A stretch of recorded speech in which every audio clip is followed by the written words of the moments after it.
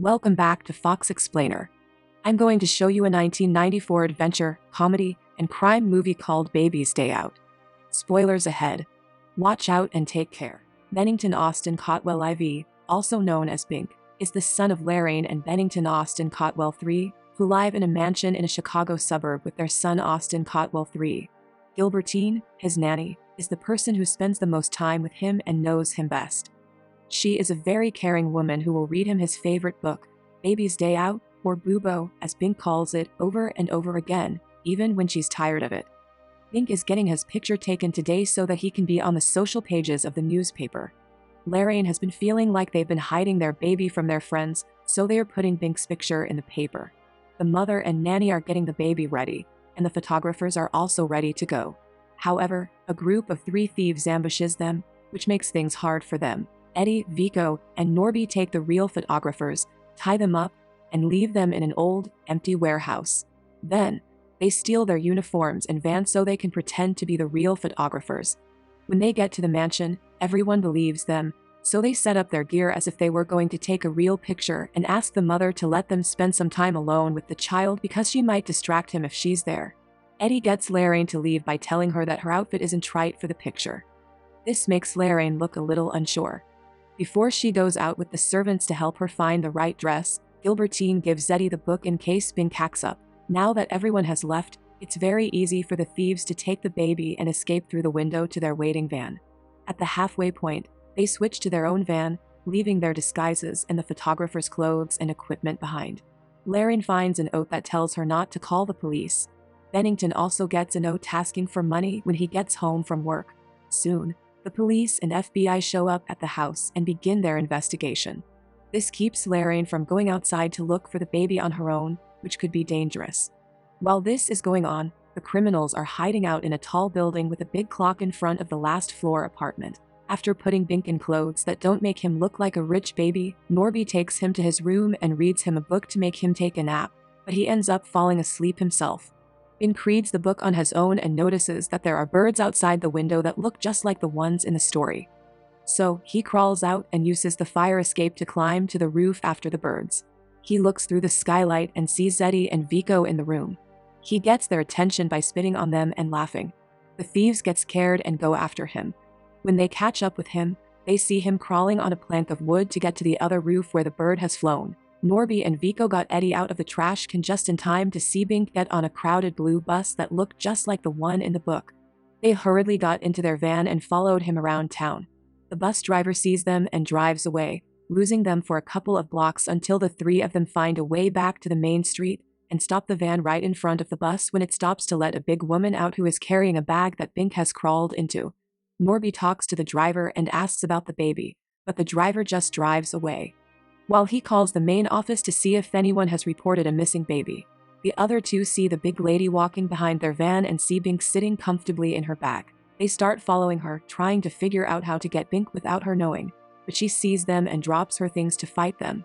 The thieves run away when they see how strong she is, giving Bink the chance to get out of the bag and go into a store. There, he is found by the person in charge of the daycare at the mall. She thinks Bink has gotten away from her care.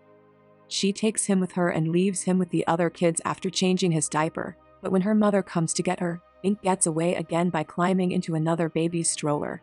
After drinking all the juice from the other baby's bottle, Bink waits for the stroller to stop and climbs back out. He walks to the doors and waits for an adult to open them so he can go outside.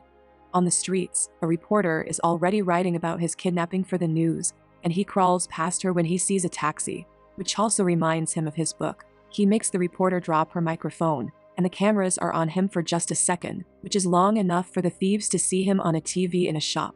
They run after him, but they don't catch up in time. Bink crawls into the taxi and watches them leave through the window as the car drives away.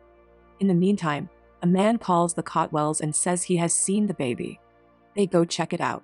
After getting some money from them, the man points to an apartment, but it's just a random baby belonging to a good woman. Bink crawls out of the taxi when it stops to drop off people and sees the zoo across the street, which is also in his book. After following the taxi with their van, the thieves show up and see him cross the street without any trouble. They try to do the same thing, but it's harder for 3 grown men to get cars to ignore them. One of the cars ends up running over their toes, which makes them run away and fall into a ditch. After they get out of the car, they go to the zoo and follow Bink's dirt tracks to the ape house, where they find Bink sitting in a cage with a gorilla. This gorilla likes the baby and takes care of him as if he were its own, feeding him fruits and keeping him safe. When Vico puts his arm inside the cage to try to grab Bink, though, it's not as nice. The gorilla just watches him for a few seconds before coming closer and hitting his hand with its fist. The next idea is to use a mop they find nearby. Norby sticks the mop's handle inside the cage and puts it through Bink's clothes to pick him up, but the gorilla quickly notices and takes Bink back before hitting Norby with the mop. Then they wait until the ape falls asleep, and then Eddie tries to get the baby out. At first, it looks like he's getting Bink to come closer, but then the gorilla wakes up, grabs Eddie, and hurls him against another cage while roaring in his face. At that moment, the zoo opens the back of the gorilla's cage so it can spend some time in the outside area. This gives Bink a chance to escape safely.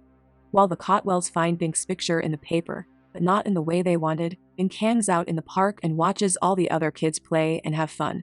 He starts crawling away again when the criminals arrive in their van and start following him. They almost catch him before he goes through some bushes and a tunnel that 3 grown men can't walk into. The 3 of them run to the park on the other side and wait for him to come out of the tunnel at the other end. Just as the police arrive, they grab him. Playing the innocent bystander card, they sit on a nearby bench and hide Bink between Eddie's legs while covering him with his jacket. The police start asking about their van and a missing baby, and Eddie tries his best to answer while squirming in pain because Bink is hitting him in the groin and even setting it on fire when he finds a lighter in one of Eddie's pockets. Norby and Vico take the police officers with them to show them something about the van. Meanwhile, Bink leaves the lighter on the bench and climbs down from Eddie's lap. Eddie is in so much pain that he can't stop Bink from getting away. When his 2 friends come back, they throw him to the ground and use their feet to put out the fire. Back at home, Lorraine goes up to Gilbertine because she realizes that she is the only one who understands how she feels.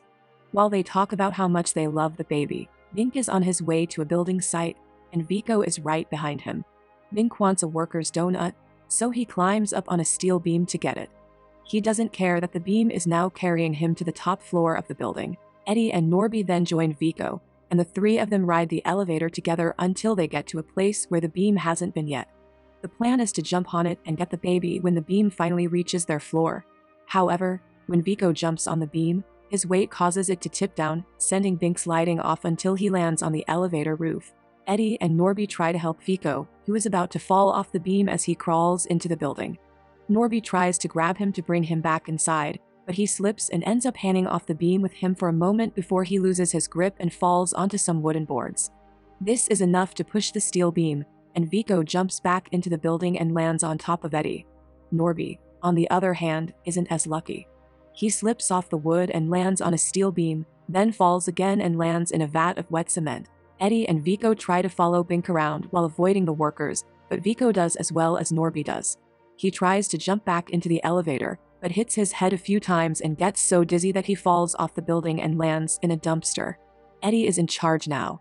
He gets very close to Bink and is about to catch him, but he slips on the baby's drool and falls, hitting his head with a hammer.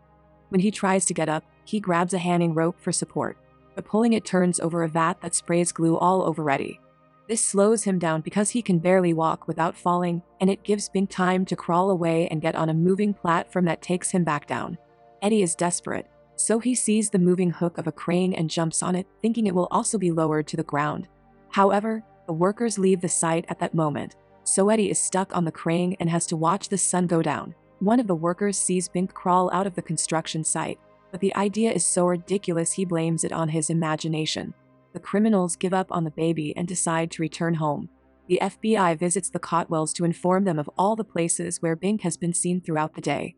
Gilbertine immediately puts 2 and 2 together and realizes he's following the journey of the book, so the last place he'll visit has to be the old soldier's home. The family and the cops drive there and effectively find him among the elderly, who are singing a song for him. Once the family has reunited, they all get back in the car together with the FBI agents, and when they drive through the highway, Bink recognizes the building he had been kept at because of the clock outside. He starts pointing at it and calling it Bubo, which indicates to the adults his book is there. After doing a U-turn and summoning for reinforcements, the FBI encircles the building and issues a demand to the criminal, demanding that he surrender and hand over the book. Before Eddie and his companions put their hands on their heads in anticipation of being arrested, Eddie is forced to throw the book at them through the window since he has no other option.